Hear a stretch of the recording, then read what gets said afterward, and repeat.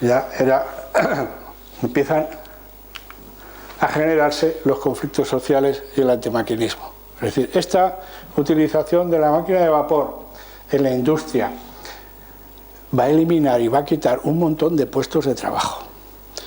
Ya tenían problemas los artesanos, habían dejado de ser artesanos y que controlaban su propia producción para pasar a ser obreros en las grandes fábricas, perdiendo el control de la producción. Y ahora solamente obreros, dejaban de ser artesanos. Entonces hay un movimiento en el siglo XIX, comienzo del siglo XIX, con los ludistas. Eso, la introducción masiva de las máquinas produjo un fuerte rechazo en la clase obrera, dando lugar al movimiento ludista. El movimiento ludista se basa, el nombre viene de Ernst Lud, un supuesto líder de los obreros que no existía, era un nombre ficticio, lo habían puesto precisamente para que la policía buscase a este Ernst Lud, pero no lo encontraban nunca, porque realmente no existía, era un ser ficticio.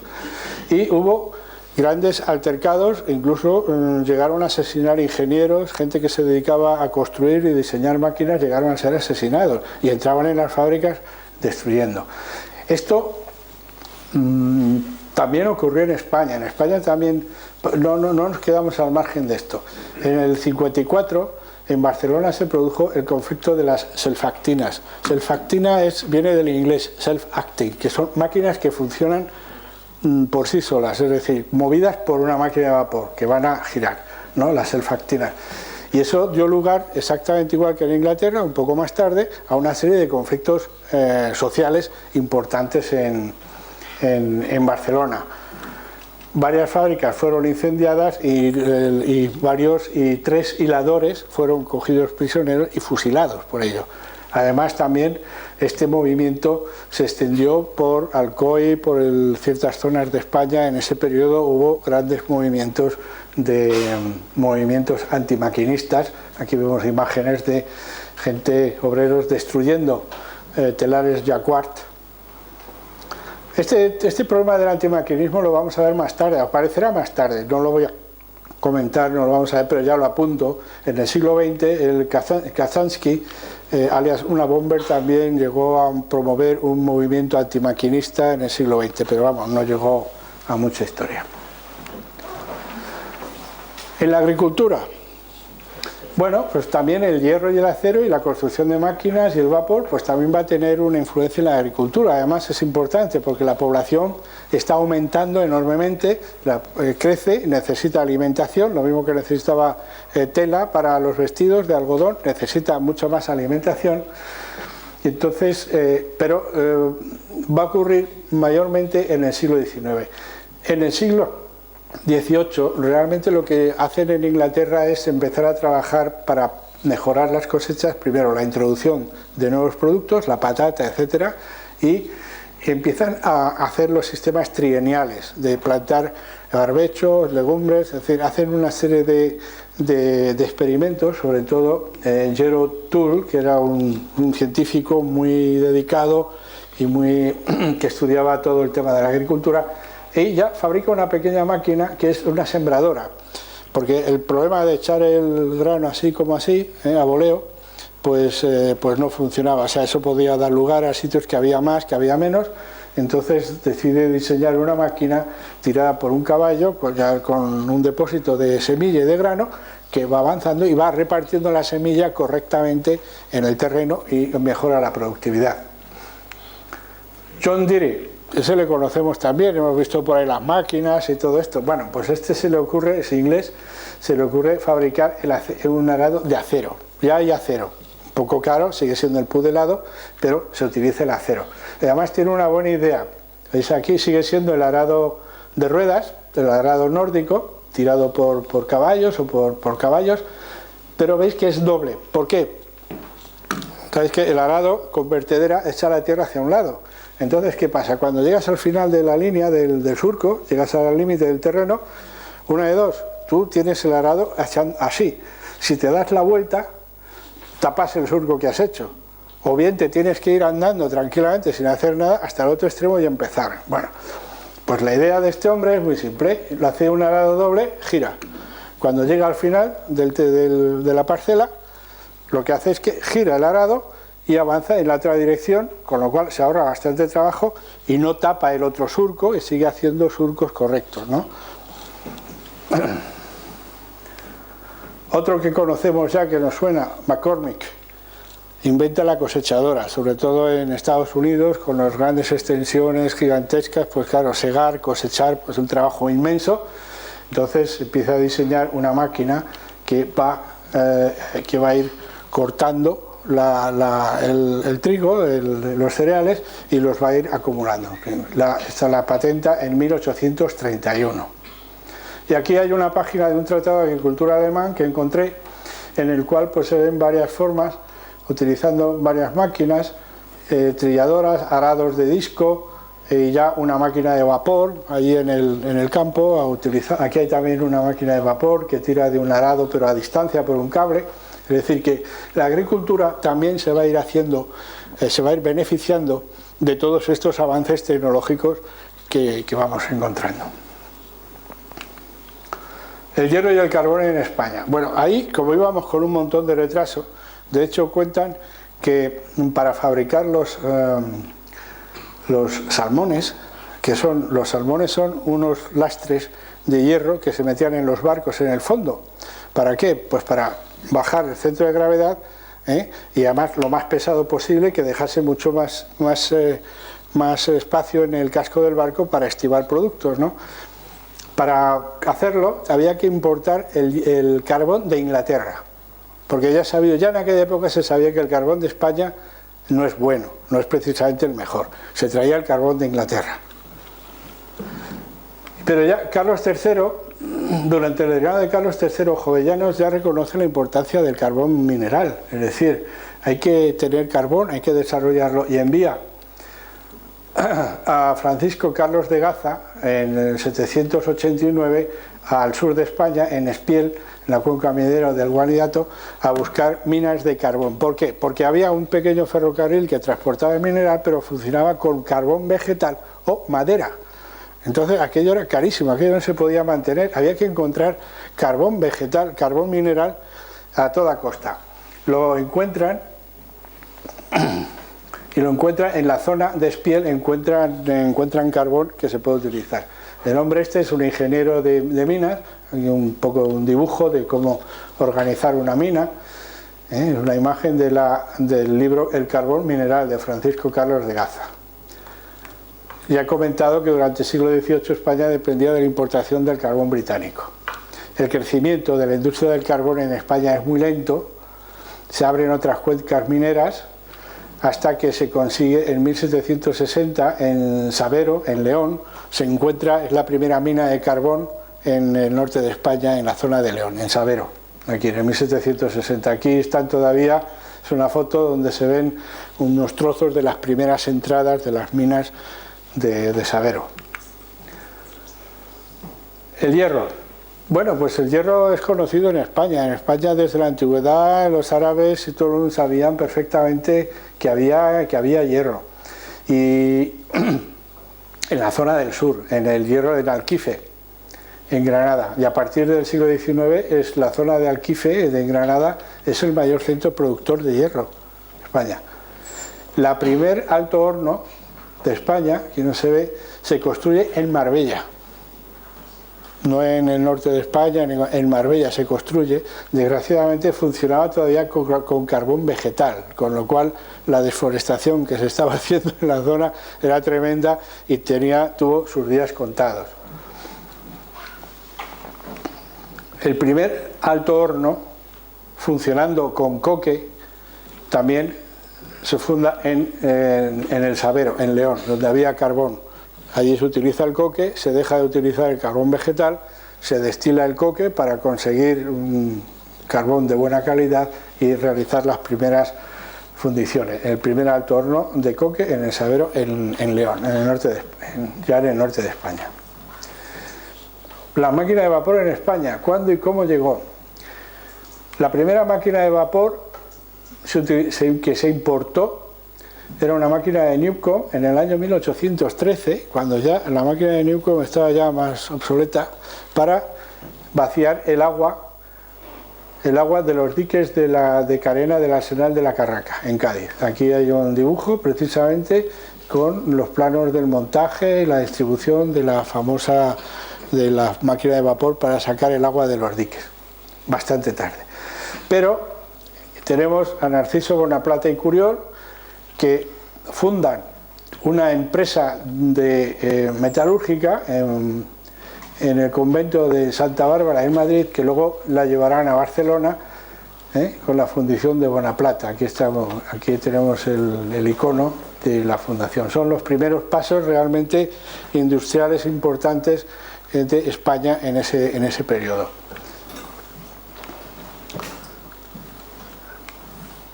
Los talleres Nuevo Vulcano de Barcelona, que empiezan a construir máquinas de vapor, y sobre todo, la más importante, la construcción, la maquinista terrestre y marítima, la MTM de Barcelona, que fue la que realmente empieza a construir máquinas de vapor, fundición, etc. Es la industria más potente que tenemos en España en ese momento. Hoy en día ahora pertenece a la firma Alstom francesa, o sea, ha sido comprada, etcétera, ya no es nuestra. Aquí tenemos una imagen de la construcción de un barco de hierro en la maquinista terrestre, ya al final del siglo XIX, de una gran fábrica al lado del puerto. ¿Hay tanta gente? Pues ahí se pusieron todos para la foto. No, a lo mejor que era un problema de seguridad, yo qué sé. Bien, los barcos propulsados por vapor. Bueno, la máquina de vapor no solamente la vamos a usar en el tren, también la podemos usar en más cosas, pues sobre todo la hemos visto en el vapor. Aquí tenemos en el barco el vapor Clermont de Fulton. Fulton trajo este barco, se lo presentó a Napoleón, pero Napoleón lo hicieron funcionar en el Sena un poco, pero no le interesó para nada, no se dio cuenta de lo importante que iba a ser. Así que el hombre regresó a Estados Unidos y en 1807 votó el Clermont, que es el primer barco realmente, no el primero, hay un barco primitivo muy antiguo, el piroscafo, que no llegó a ningún desarrollo, pero que también funcionaba con una pequeña máquina de Watt, que funcionaba también pero vamos, de utilidad real, el Clermont. El Aaron Mamby es un barco ya totalmente de hierro, el Clermont era de madera. El Aaron Mamby es el primer barco que se creó para hacer el transporte entre Cornualles y Le Havre, y ese sí ya es totalmente de acero, de hierro, ¿no? Es el primer barco de hierro y funcionaba con vapor, evidentemente, y no tenía ni utilizaba ningún soporte de velas auxiliares, ¿no? Se construyen muchos barcos, se van avanzando, y uno de los más bellos, el Great Western, en 1858, que es un gigantesco barco de 5 palos, de 6 mástiles, movido por paletas, que hacía la ruta de Europa a Estados Unidos. Este barco, Julio Verne hizo el viaje en este barco y le proporcionó la inspiración para escribir la famosa novela Una ciudad flotante. Todo ocurre en una ciudad flotante, que es precisamente el Grand Western. Si leéis alguna vez la novela, veréis este barco, lo describe en su interior, las máquinas, cómo funcionan, etcétera, con la prosa de Julio Verne. Bueno, ya la bomba, la llegada del acero barato. Hasta ahora teníamos el hierro forjado, que había que hacerlo, el pudelado, que era una mejoría, que ya se podía laminar, seguía siendo caro, porque el sistema de pudelado era un trabajo tremendo, durísimo, pero va a llegar el acero barato. Pero daros cuenta que el acero barato va a llegar al final del siglo XIX, en la segunda mitad, en el 1860. O sea, no es tan lejano, es relativamente próximo este acero. Y el primero es el proceso de Bessemer. Consiste bueno, aquí está un esquema del sistema y aquí una imagen de una fundición con los convertidores Bessemer. Consiste en echar chatarra, material, el arrabio fluido, todo ahí dentro, y insulfar aire a alta presión en el interior del arrabio, de la masa de hierro. Con lo cual, ¿qué ocurre? Que la reacción interna es muy grande y se va a eliminar una grandísima cantidad de todas las impurezas que quedaban en el hierro y se va a asimilar la suficiente cantidad de carbono para poder tener y conseguir acero directamente, ¿no? ese proceso fue sustituido rápidamente y casi la mayor parte del acero que se consume por el procedimiento de Martin Siemens, otro nombre que ya nos suena, Siemens, además tenemos por aquí cerca también. Consiste prácticamente en lo mismo, es un horno de reverbero, en principio, que se insulfa el aire frío, el aire caliente, del mismo modo, pero es un sistema estático. El aire se calienta aquí abajo con unos hornos de quemaderos. Tiene una ventaja, es que es más lento el proceso que en el Bessemer, con lo cual el control de calidad del acero que se va a conseguir es mejor. Hoy en día prácticamente todo el acero se fabrica, la mayor parte del acero, por el proceso de Martin Siemens.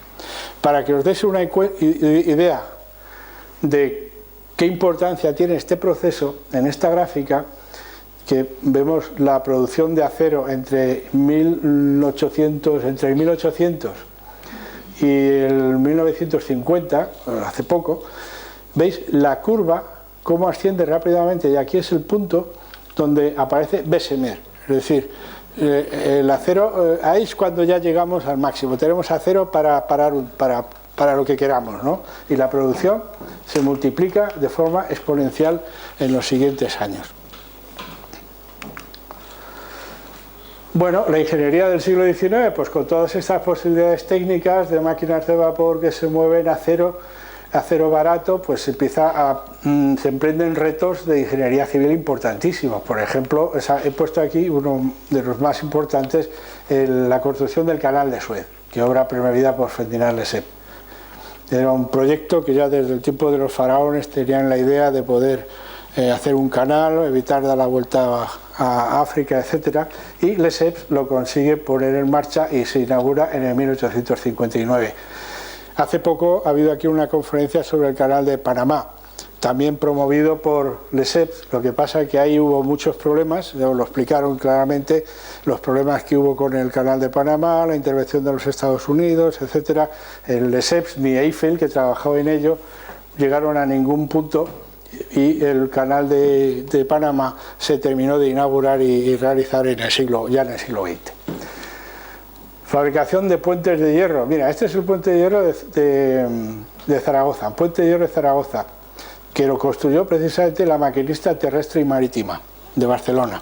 Se dedicó a fabricar la mayor parte de los puentes de acero que se hacían en España en aquella época, eran de la MTM. Esta imagen es del puente, se inauguró en el 895. No es el primer puente de hierro. El primer puente de hierro está en Sevilla. Lo que pasa es que es un puente que no me gustaba nada para la imagen, y el más bonito es este, que ya nos da la imagen del puente de forma de viga, como más tradicional, más clásico, que hemos visto cientos de ellos en un montón de imágenes, ¿no?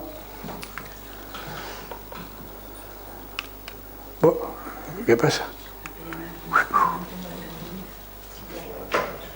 Conecte el equipo o busque otra fuente de energía. A ver, los ingenieros.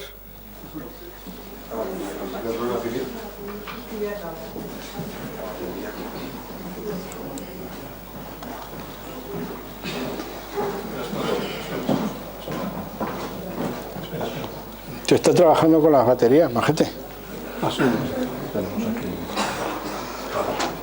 No pasa nada, esto es normal en la técnica, la técnica tiene estas cosas, Los problemas de Newcomen, no, para las pasaban otras, se les reventaban. La gente esta que trabajaba con el acero, aprovecho esta pequeña pausa con el acero, Watt no llegó a trabajar nunca con altas presiones porque tenía un pánico tremendo a las explosiones. Había visto explotar las máquinas de Savery, de Newcomen, con las calderas fabricadas con hierro fundido, recubiertas de plomo para que no estallasen, las había visto explotar, y entonces se negaba a trabajar con presiones altas. Trabajó siempre a una...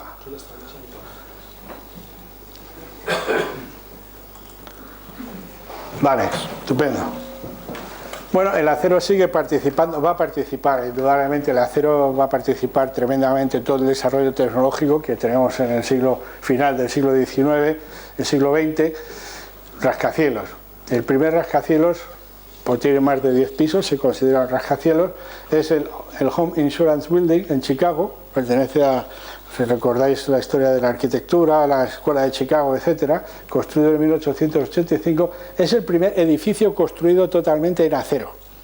Es el primero de todos. De hecho, su valor histórico ya no existe, fue derruido en el 1930, por ahí fue derribado para construir otra cosa. La Torre Eiffel, para la Exposición Universal de Francia en París en el 1889, está construida gracias al acero. Sin acero no se puede construir. Pero bueno, todo esto se necesita algo. Los ascensores seguros de Elias Otis, otro que nos suena. Porque claro, montar aquí, subir las escaleras, ¿qué sistema para subir y bajar? Pues los ascensores seguros. Y fue Elias Otis el que inventó el primer sistema por el cual, si había algún fallo, se abrían unas mordazas que sujetaban el ascensor a su sitio. Sin Otis no se puede construir eso. Bueno, ya entramos aquí en lo más duro, el armamento en el siglo XIX. Al final, el acero y el vapor van a ser decisivos para la creación de flotas de guerra. Aquí nada más ni nada menos un cañón Krupp de 30,5 centímetros montado en barbeta, instalado en la batería de Santa Ana en Cartagena. Pedazo de cañón tremendo. El USS Texas, construido en 1892, es el primer acorazado totalmente de acero construido por los Estados Unidos. Con esto empiezan ya las grandes potencias a construir sus flotas, mandarlas al mar y decir quién manda y quién no manda en los mares del mundo, y si no, que lo pregunten a nuestros barcos en el 98, que no se pudieron enfrentar a esto para nada. Bueno, y ahora nos hemos dejado para el final lo más importante, porque todo esto que hemos visto hasta ahora realmente ya está pasado de moda, en buena parte. Lo que es importante es la energía eléctrica. Lo hemos dejado ahí atrás. Vamos a retroceder un poquito de tiempo. Ya en el 1600, Gilbert, que estudió el tema de los imanes y de la electricidad estática, escribe un libro escribe un libro titulado De Magnete, en el cual describe perfectamente todo lo que se sabía en aquella época sobre la electricidad, que era muy poco. La estática, conocida desde el tiempo de los griegos. De hecho, la palabra electricidad viene de electron, que es el nombre que daban los griegos al ámbar, que si se frota con una lana, pues resulta que levantan los papelitos. Como hemos hecho todos en el instituto, cuando nos aburríamos, cogíamos la pluma, la frotábamos y levantábamos papelitos, mientras que aquí nos explicaba algo que no nos interesaba. Pero bueno, no, pero ahí empieza todo, no creáis que todas las cosas empiezan en algún sitio. Más adelante está la máquina de von Guericke, máquina electrostática. Este ya le conocemos, es el hombre de los hemisferios, aquellos que se unían y que no se separaban por culpa de la presión atmosférica. Pues que ahora muy aficionado, se ve que no tenía mucho trabajo como alcalde en Badenburgo y se dedicó a fabricarse una máquina electrostática dando vueltas, pues se ponía las manos y te cargabas de electricidad y luego te podías descargar en algún visitante y le dabas una chispa, ¿no? Realmente durante los siglos XVI y XVII los fenómenos científicos, perdón, 18, que está mal, sería 17 y 18, los fenómenos eléctricos son estudiados fundamentalmente en los gabinetes científicos, es decir, que prácticamente en ese momento no había ninguna aplicación práctica real, era una curiosidad para los científicos en los laboratorios. De hecho, ya empezaron a diferenciar los materiales que conducían, los que no conducían, etc. Y la única forma de obtener un poco de electricidad para hacer algo son las famosas botellas de Leyden, que se cargan con máquinas electrostáticas. Realmente es un simple condensador. Se carga de electrostática, se acumula, y cuando tienes muchas, pues puedes producir una descarga eléctrica y ver qué pasa. De hecho, no tenían más cosa que hacer que, por ejemplo, en Londres cuentan que producían, para probar que la electricidad pasaba por un cable, ¿no? Pues ponía un cable de orilla a orilla del Támesis y se dedicaban a electrocutar ratones y con una descarga de botella Leyden pues les pegaba ahí un chispazo y dejaban fritos a pequeños roedores, demostrando que la electricidad pasaba inmediatamente y que se transmitía por cable. No hacía mucha más aplicación. Pero llegamos al tema del anca de rana y la corriente eléctrica. El anca de rana, el experimento de Galvani. Galvani descubrió, cuando trabajaba, era un médico, hacía experimentos de fisiología animal con una anca de rana y descubrió que si se tocaba el anca de la rana estaba en sal metido en una solución fisiológica, como es lógico, natural, se tocaba con instrumentos, pues que se movía la pata, había una especie de movimiento, había una reacción. Se dio cuenta que era si utilizaba dos metales diferentes, por ejemplo cobre y zinc, ¿no? Por ejemplo. Entonces ocurría eso. Hay una leyenda que dice que no, que quien descubrió esto fue su mujer, que estaba preparando ancas de rana, las tenía en el agua y que cogió aquello con un tenedor y un cuchillo de diferente material y aquello se movió. Y entonces se lo dijo a su marido: oye, mira lo que pasa aquí. Pero es una leyenda muy divertida, bueno, sirve como leyenda, pero bueno, probablemente no fue así, el hombre lo estaba investigando. Galvani creía que era por culpa de la electricidad animal. Él no llegó a darse cuenta de qué es lo que estaba pasando. Todos sabemos que hay animales que son capaces de producir descargas eléctricas. Entonces él intuyó, bueno, si esto ocurre es porque he puesto en marcha la parte eléctrica de este cuerpo de la rana, ¿no? Entonces creyó en eso. Pero más tarde Volta, que era amigo de él y le conocía, empezó a estudiar el problema y se dio cuenta que no, que el anca de rana no tenía que ver nada en la historia, que lo que ocurría era que cuando dos metales diferentes separados por un electrolito pueden producir un intercambio misterioso, pero que producía una corriente eléctrica. Y entonces construyó una pila, la pila de Volta. Y cuando lo extendió esta cosa a todos los laboratorios de Europa, en una semana había en todos los laboratorios había una pila de Volta. Es esto, una pila de Volta. Simplemente es una capa zinc, entre medias hay un fieltro con un electrolito, que en este caso es simplemente sal, no he puesto ningún electrolito complicado, ácidos, etcétera, porque para venir aquí mejor que sea algo inocuo como la sal, pero que realmente funciona. Claro, y aquí da lugar a una nueva ciencia, la electroquímica. Aparte de que de repente se dispone en los laboratorios de una fuente de electricidad fiable y continua, pues no era una descarga como antiguamente, pues una descarga, electrocutabas algo allí, te daba una chispa y decías, pues qué bien, ¿no? Sino no, tenemos una fuente de electricidad perfectamente manejable a lo largo del tiempo, con la cual se puede trabajar y experimentar. Esa batería que tengo ahí, tal como está, da ahora mismo 14 voltios. Luego lo podemos ver si nos da tiempo. Vamos a darnos prisa para poder jugar con eso un poco. Da 14 voltios.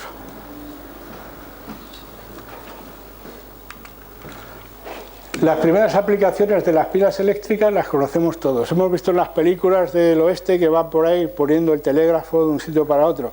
Bueno, pues la primera aplicación de las pilas es precisamente en el telégrafo.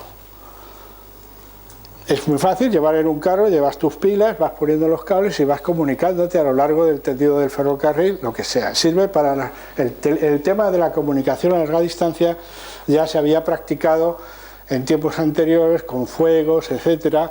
Hay los famosos semáforos de señales que se hacía, hubo uno entre Madrid e Irún, etcétera, de estos intentos para que comunicarse lo más rápidamente a distancia, pero la solución nos la va a dar la pila eléctrica y la telegrafía por cable. Ya se habían hecho intentos en el 774 utilizar descargas eléctricas para transmitir señales con muchos hilos, y según qué hilo llegaba significaba un código, una letra o un mensaje, ¿no?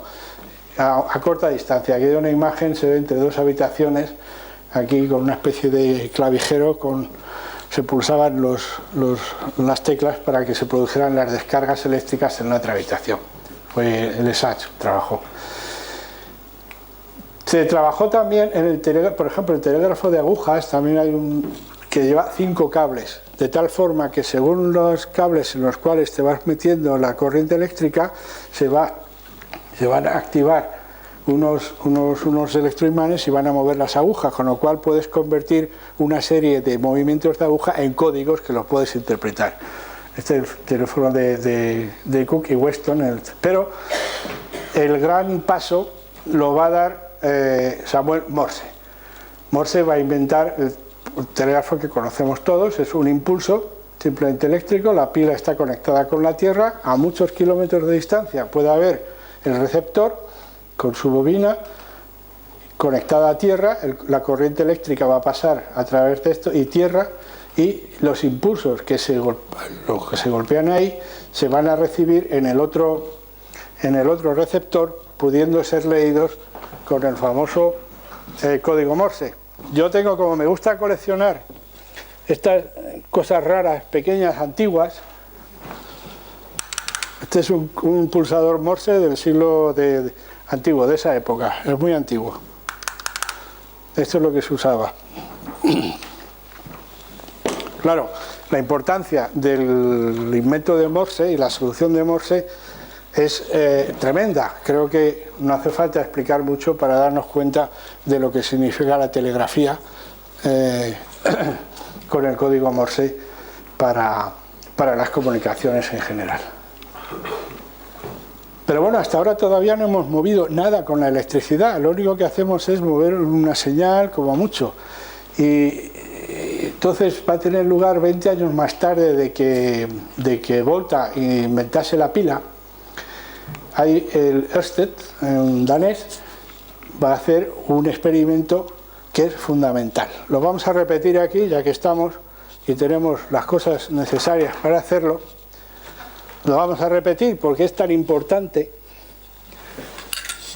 como que ninguna lavadora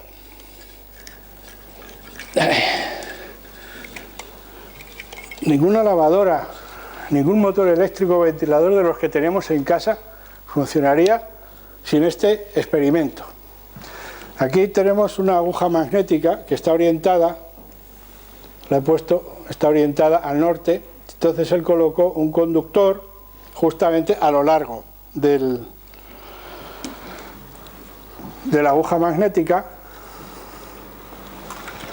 ¡Opla! Y en el momento que aplica la corriente, la aguja magnética cambia de posición. ¿Qué significa eso?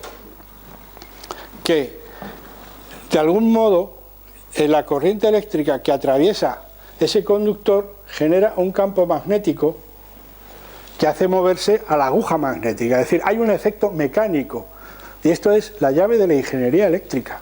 Simplemente, así lo está en los libros, es la llave de la ingeniería eléctrica, el experimento de Ørsted. O sea, un conductor, una corriente eléctrica en un conductor genera un campo magnético alrededor de sí mismo que modifica la posición de ese campo. Del mismo modo lo podemos hacer a la inversa. Vamos, van de tiempo. ¡Oh, que va, que va!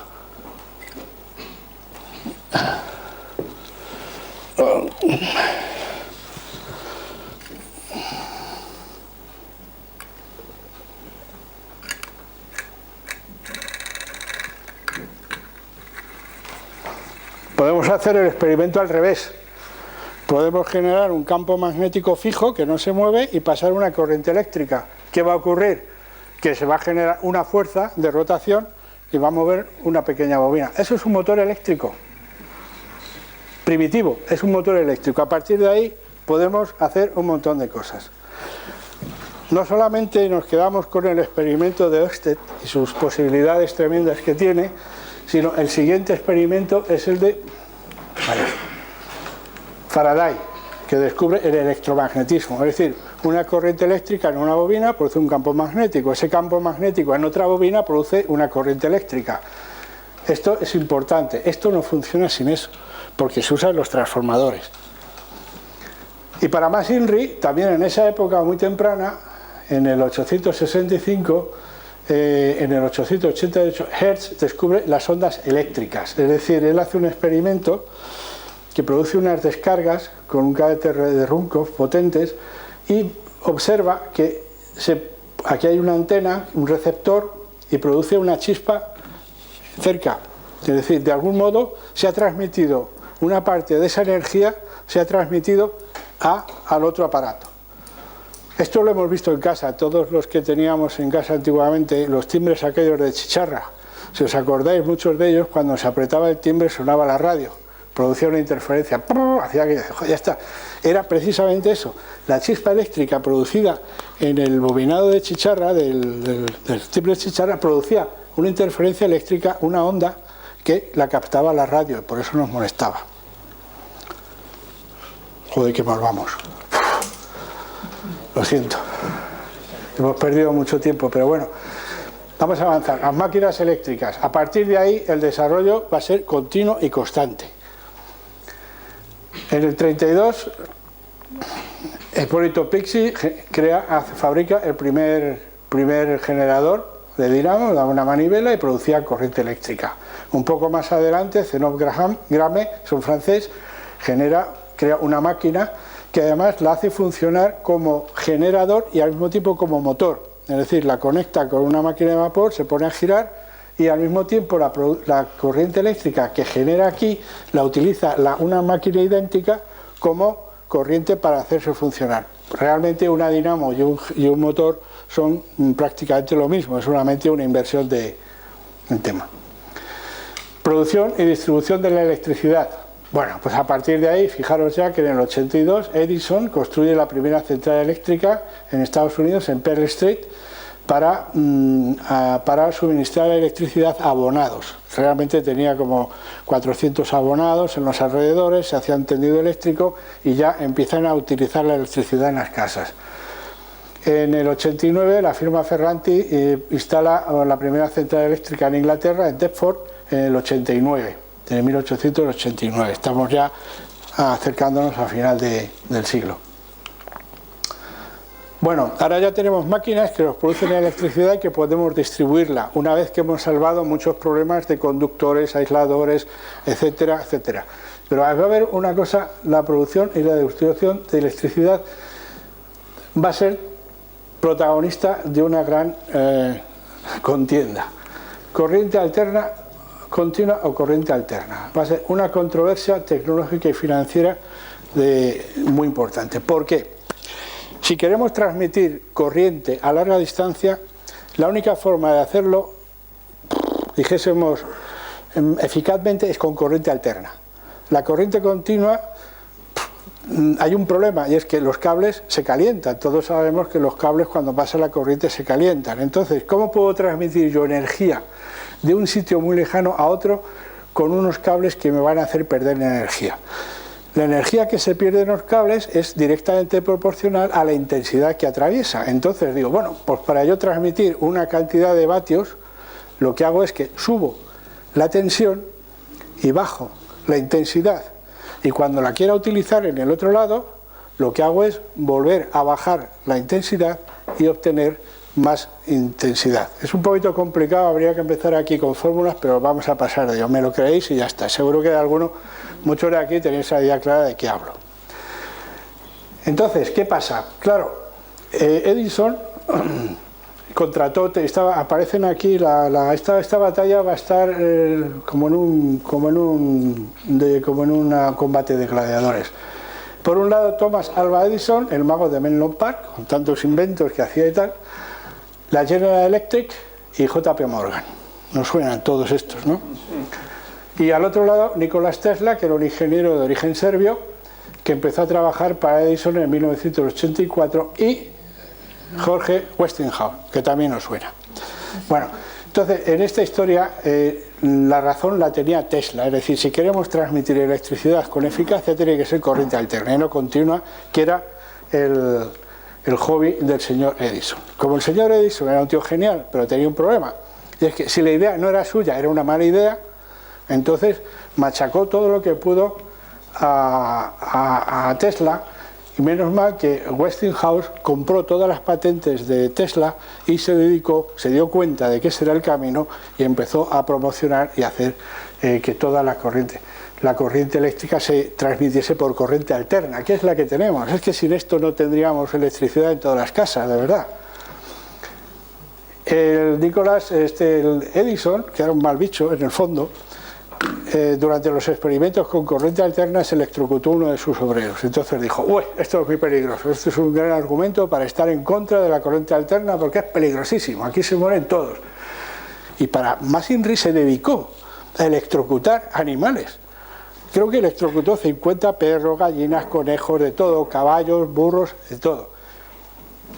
Que el propio Westinghouse un día... y luego participó en la construcción de la primera silla eléctrica, que funcionaba con corriente continua fatal. El pobre hombre que la justiciaron por primera vez, que tengo por aquí el nombre, pero como tengo el ordenador tan lejos, ya ni puedo decirlo, fue prácticamente cocido. De tal manera que Westinghouse dijo, mira, para esa historia mejor le habéis degollado, ¿no? Y ya está. El señor Edison tenía tan mala leche que continuó y en 1903 electrocutó a un elefante. Parece que un elefante, Topsy, tenía mala fama, era un elefante joven, había tenido problemas en el zoológico y creo que era responsable de la muerte de un par de personas, ¿no? Entonces estaba condenado, había que liquidarla. Pues ni corto ni perezoso, dijo, no, pues yo voy aquí, la voy a electrocutar además con energía eléctrica, ¿no? Yo solamente he puesto una foto del periódico. No he querido traer ninguna foto, que además fue filmado. Esto lo podéis ver en internet si lo veis. Elefanta Topsy, lo miráis. Las imágenes, las fotos o la filmación de la electrocución de la pobre elefanta. He traído solo esto porque me daba vergüenza tener aquí la foto de la elefanta. Eso me pareció demasiado fuerte. Tesla, por otro lado, aquí le vemos en una foto en su laboratorio, trabajaba con altas tensiones, tremendos, tenía unas ideas fabulosas, era muy fantasioso, incluso soñaba con la posibilidad de transmitir la energía eléctrica sin cables. Realmente eso es posible. Cuando recibimos la radio, una onda de radio es una onda electromagnética que nos llega y que la amplificamos. Entonces pensaba, bueno, si yo puedo fabricar una torre, una antena, de hecho la antena existe todavía como una ruina, y puedo fabricar una corriente eléctrica tan potente, una onda electromagnética tan potente que llegue a cualquier sitio y sin cables la gente la pueda sintonizar y hacer funcionar un motor. De hecho, si recordáis una película, El Gran Truco, aparece Tesla, en una de las secuencias aparece Tesla que ilumina unas lámparas cuando el mago va a verle para que le facilite cosas eléctricas para los trucos de magia. Entonces aparecen unas bombillas que se iluminan en un prado, y dice, no, es que esto se ilumina directamente por ello, ¿no? Es así sus ideas. ¿Qué es lo que pasa al final? Pues que el amigo Tesla, lo mismo que a Papin, murió olvidado, arruinado, y creo que muchísima gente incluso desconoce la existencia de este hombre al cual debemos realmente el poder utilizar la energía eléctrica indiscriminadamente en cualquier sitio y en cualquier lugar. Es Nikola Tesla, no Edison ni cualquier otro, es él. Bueno, a partir de ahí, cuando ya se puede utilizar la energía eléctrica, empezamos con la iluminación en las calles, que era un gran problema, con las lámparas de arco,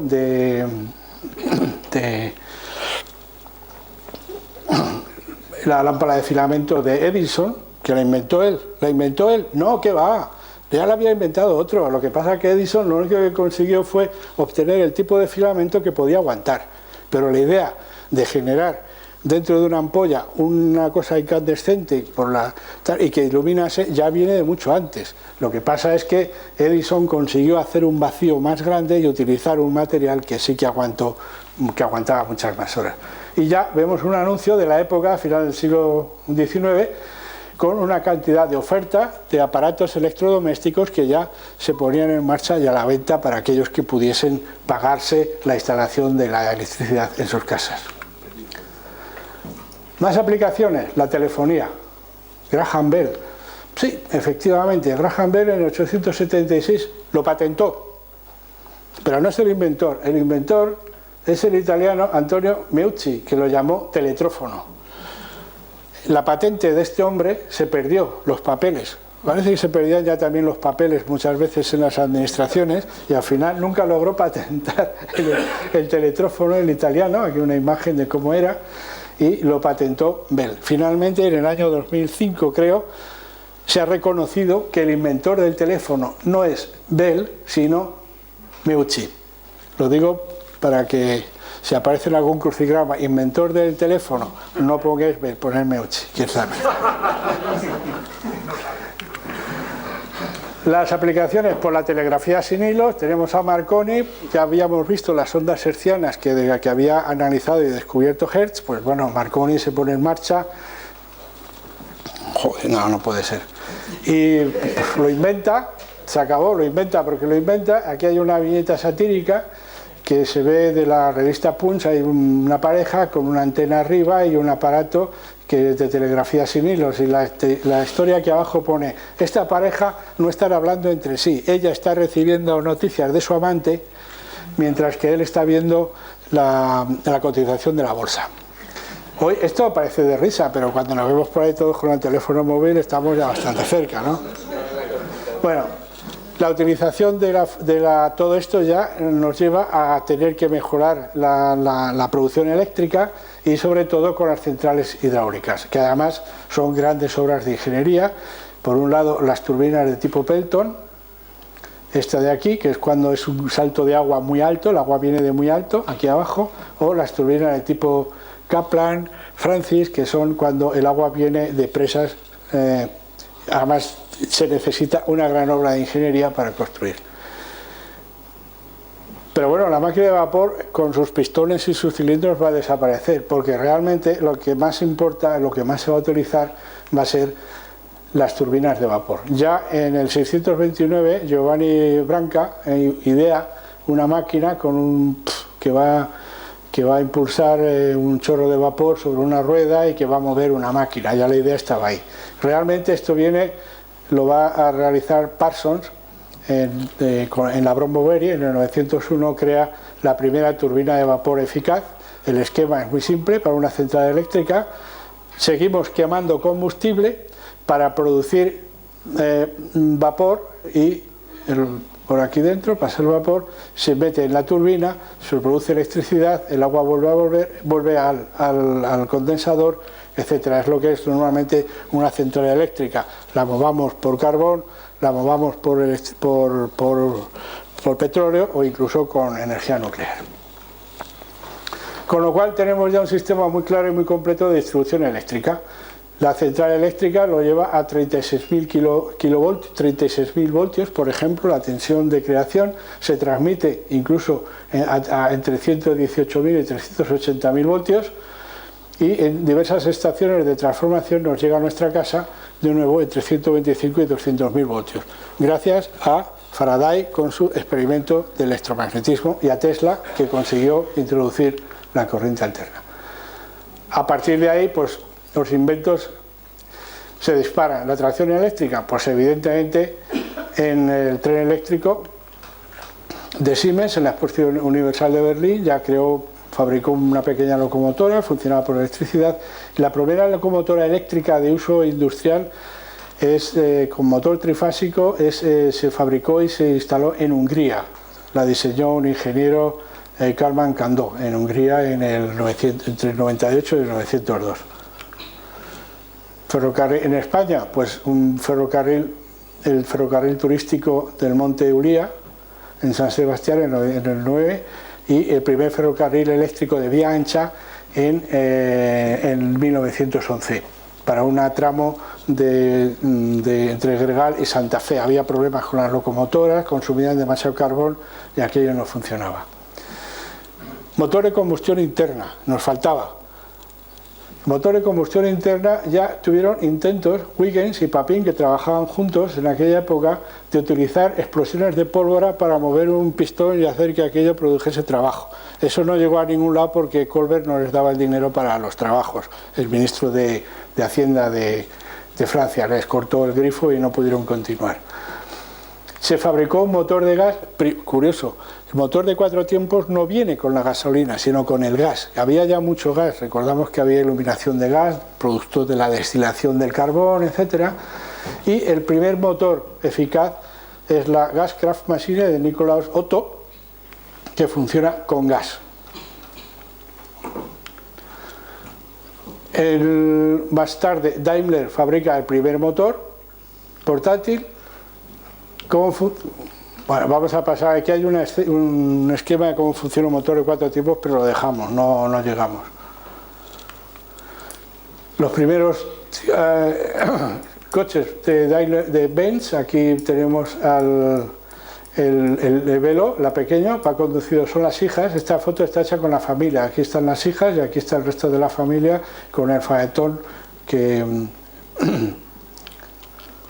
Y gracias al motor de explosión, que es un aparato que produce una gran cantidad de energía a partir de un combustible relativamente ligero, realmente pues vamos a conseguir ya en los albores del siglo XX el vuelo de los hermanos Wright y un poquito más tarde el vuelo de Berliot. Y ya nos vamos al siglo XX. El siglo XX desde el punto de vista técnico es grandioso, enorme, todo lo que hay, pero hay un problema, y es que realmente todos los que estamos aquí creo hemos nacido en el siglo XX y hemos visto un montón de cosas que se han ido desarrollando, es decir, le falta un poco de perspectiva histórica y a lo mejor no tiene ese espíritu, ese punto romántico de las viejas invenciones y tal. No obstante, sí que lo vamos a tratar. Va a haber un tema muy importante que son las guerras mundiales. Las guerras mundiales van a ser precisamente uno de los elementos y factores de desarrollo de toda esta tecnología. Desgraciadamente la guerra, los conflictos militares van a impulsar todo eso. Muy importante, el petróleo, el automóvil y la fabricación en serie. Creo que son temas justo del siglo XX. La primera explotación petrolífera importante aparece en Toonsville, en Pensilvania, y no por gasolina para el automóvil, sino porque el petróleo se usaba para destilar el petróleo de los quinqués, que era muy necesario para la iluminación. Ese era el punto de partida. La fabricación en serie. Pues Henry Ford nos pone ya en marcha su fabricación del Ford T con un sistema de fabricación en serie, con operaciones pequeñas, hechas por muchos hombres, pero siempre la misma operación. Y tenemos los inicios de la gestión científica del trabajo, va a ser muy importante en todo el siglo XX, pues ya sabemos Taylor, Gantt, el que hizo los diagramas de Gantt que usamos para las planificaciones, y Henry Fayol, que es el fundador de la administración moderna. Todo esto está muy bien, pero a lo mejor a los obreros que trabajaban pues no les gustaba tanto, entonces me he permitido...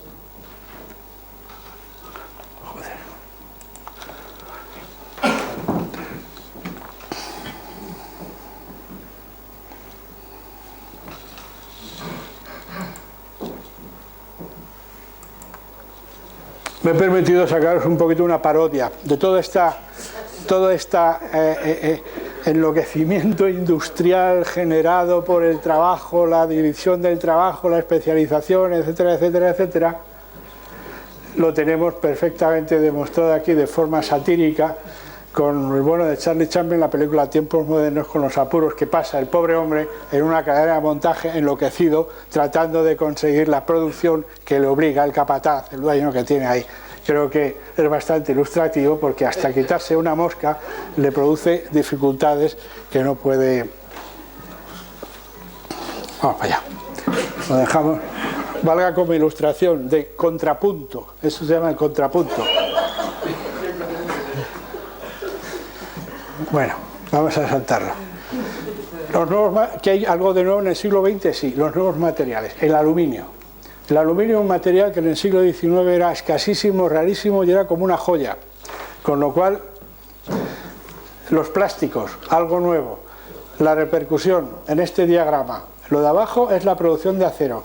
Aquí tenemos el aluminio y aquí los plásticos. Esto nos da una idea de la importancia que ha tenido el desarrollo de nuevos materiales que han sustituido al acero en grandes proporciones. La electrónica, la radio, etcétera, y al final nos vamos hasta el espacio. En 40 años, con Goddard, que en el 26, el primer cohete de combustible líquido.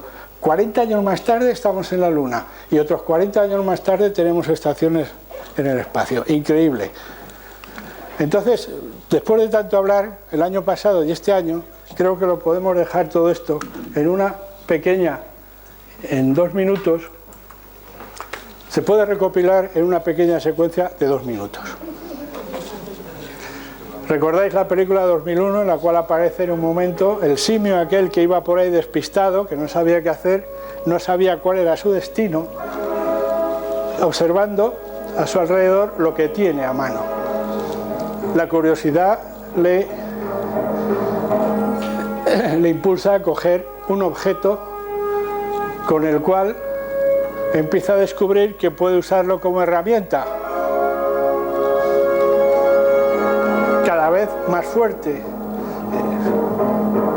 Su gran cerebro, pero con su minúscula capacidad intuitiva, va un vehículo espacial para salir al espacio y ver nuestra casa desde fuera. Eso es todo.